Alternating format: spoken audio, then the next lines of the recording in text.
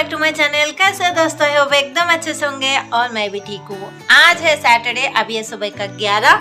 सारा काम मेरा हो गया है। अब मैं बैठ गई हूँ मशीन पर सिलाई करने। ये है मेरी छोटी सी मशीन, माय फेवरेट मशीन। ये जो मशीन है ना, सिलाई मशीन, मेरी बहुत साथ दिया है, अभी तक दे रही है।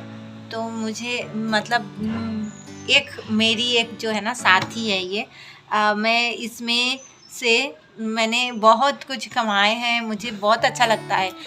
पैसे तो कमाए हैं ही, और ऐसे ऐसे दोस्त मिले इसकी वजह से, मशीन की वजह से। क्या बताऊं कि जैसे मैं सिलाई करती हूँ तो कहाँ कहाँ से लोग आ जाते हैं मेरे पास सिलाई के लिए, मतलब कपड़े ब्लाउज़ वगैरह देने के लिए। वैसे मैं ज़्यादातर ब्लाउज़ ही सिलती हूँ, ड्रेस भी सिलती हूँ। ड्रेस थोड़ा कम, यहाँ के लोग तो आपको पता ही है कि हैदराबाद में ज़्यादा लोग साड़ी पहनते हैं, तो मैं ज़्यादातर ब्लाउज़ ही बनाती हूँ। तो ब्लाउज़ के लिए ज़्यादातर लोग आते हैं और ड्रेस के लिए भी आते हैं। तो मैं इसकी वजह से ना, मैं अपनी मशीन की वजह से मुझे बहुत सारे ऐसे दोस्त मिले हैं कि बस सिलाई के वजह से ही मेरे पास आए थे और अभी तक मेरे फ्रेंड बन गए हैं। तो इसलिए ये जो है मेरी साथी बहुत हेल्पफुल है। अभी सिलाई करने लगी हूँ और मुझे सिलने हैं 2 ब्लाउज़। ये है ना नेट के ब्लाउज़ हैं और नीचे लगेगा इसके क्रेप्ट क्लॉथ। और क्रेप्ट क्लॉथ भी आपको दिखाती हूँ। ये देखो, ये वाला जो है क्रेप्ट है और इसके ऊपर ये नेट लगेगा। दोनों दोस्त हैं तो उन दोनों का है। तो ये एक जनी का है, एक जनी का नीचे है। एक के बाद एक सिलूंगी, कट करके रखी थी मैं पहले ही। और बीच में मुझे जाना है थोड़ा बाहर, मतलब इधर ही बगल में ही जाना है कुछ काम से। तो मैं वो आपसे बाद में शेयर करती हूँ। पहले अभी बज रहा है 11, तो 12 बजे मैं जाऊँगी। तो 1 घंटे में देखती हूँ कि ये सिलाई हो जाती है कि नहीं कंप्लीट। ठीक है, चलो।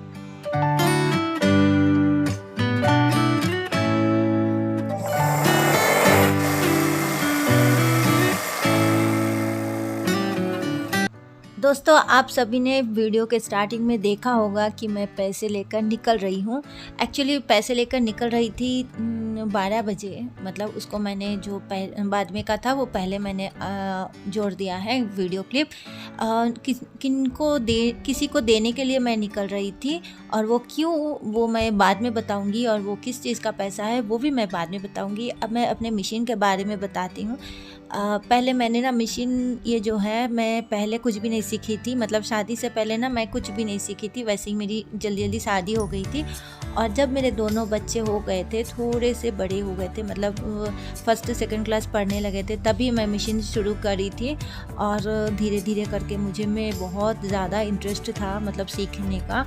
तो मैं ना मतलब तो यूट्यूब कुछ मुझे नहीं पता था, और तब के ज़माने में था कि नहीं था वो भी नहीं पता मुझे।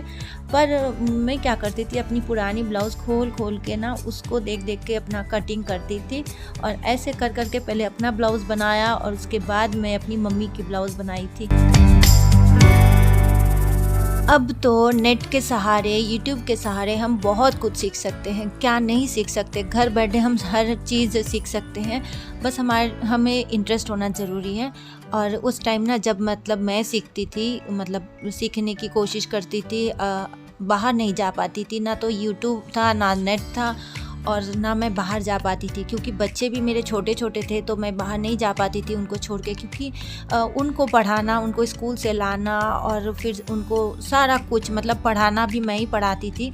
क्लास 8th 9th तक मैंने ही पढ़ाया। बाद में वो लोग अपने आप से पढ़ने लगे, मतलब पूरी तरीके से मैं ही देखती थी, हैंडल सारा कुछ मैं करती थी, घर द्वार सब कुछ। लेकिन मैं अपने पैशन को कभी नहीं छोड़ा। मतलब मुझे ये सिलाई वाला जो था ना काम, मुझे बहुत ज़्यादा पसंद था। बहुत दिनों से मैं सोचती थी कि मैं सिलाई करूँगी, ये बनाऊँगी, वो बनाऊँगी, तकिए की कवर बनाऊँगी, पर्दा बनाऊँगी, मतलब कुछ ना कुछ मेरे दिमाग में घूमता रहता था। पर मशीन मेरे पास थी, पर मैं नहीं कर पाती थी, और मशीन होने से नहीं होता है, कुछ सीखना भी ज़रूरी होता है। तो मैं सीखूँ कहाँ से? तो ये बात था कि मैं नहीं सीख पाती थी, कोई मदद करने वाला नहीं था। लेकिन ऐसे ही मैं अपनी जो चीज़ें पुरानी चीज़ें घर में हुआ करता था, मतलब मेरे हस्बैंड के जो शर्ट पुराने होते थे मैं उसको काट के बच्चों के शर्ट बनाए थे, मतलब ऐसे ही कुछ भी पैंट और पुरानी साड़ियों से नाइटी बनाती थी, मतलब ऐसे ही सीखना मतलब मेरा पैशन था। इस बीच मुझे लोगों के बातें भी सुनने पड़े बहुत कि ये काम छोटा है, ये है वो है, ये सही काम नहीं है, लोग क्या कहेंगे, तो मैं परवाह नहीं करती थी, बस मुझे सीखना था। तो मैं ऐसे कर के सीखा और उसके बाद में मैं ब्लाउज़ परफेक्ट से सीख गई और बाद में तो तब यूट्यूब भी मिल गया था मुझे, सारा कुछ मैं सीख गई थी। फिर मेरे पास लोग आने लगे ब्लाउज़ के लिए, मतलब सिलवाने के लिए आने लगे और मैं बहुत कम, मतलब आप सोचोगे मैं 20-20 रुपए 30 रुपए में मैं मैंने शुरू किया था और मैं तब सिलाई करती थी 20-30 रुपए करके, क्योंकि मुझे बस कस्टमर चाहिए होता था, क्योंकि मुझे सिलना था। मुझे इतना पता था कि मैं जितना सिलूँगी मैं उतना ही सीख पाऊँगी, अपने खुद का ब्लाउज़ मैं कितना सिलूँ। तो ऐसे कर के मैंने और सिला और सिल के मैंने बहुत कुछ, मतलब मैंने कुछ गोल्ड ख़रीदे हैं, मैंने कुछ एक ज़मीन ख़रीदा है, मैंने अपने मम्मी के जो उनका ट्रीटमेंट लास्ट ईयर उनका ऑपरेशन हुआ था उसमें मैंने कुछ पैसे खर्च किए हैं, मतलब दिए हैं। और अभी भी प्रोसेस जारी है इनकम करने की, मतलब हस्बैंड तो वैसे बहुत मना करते हैं कि छोड़ दो, ये हो जाएगा वो हो जाएगा, लेकिन कभी कभी छोड़ देती हूँ कि हाँ ठीक है, अपने आप को थोड़ा सा रेस्ट मैं कर लूँ, लेकिन जब फिर आ जाते हैं लोग ना मेरे। और एक बात बोलूँ, मुझे मतलब ऐसे ऐसे फ्रेंड्स मिले हैं, मैं क्या बताऊँ, मुझे इतना अच्छा लगता है जब वो लोग, मतलब एक तो मुझसे ना गुस्सा होकर वो लोग चले भी जाते हैं, जैसे मेरे कस्टमर्स हैं वो लोग मुझसे गुस्सा होकर, क्यों गुस्सा होकर चले जाते हैं, क्योंकि मैं कोई भी टेलर हो ना तो आपको जल्दी से जल्दी करके नहीं देगा, तो थोड़ा सा लेट मुझसे हो जाती है, तो मैं जैसे जल्दी नहीं सिल पाती हूँ तो वो लोग गुस्सा होकर चले जाते हैं और यहाँ वहाँ घूम घाम के फिर से मेरे पास आते हैं, तो मुझे इतना अच्छा लगता है।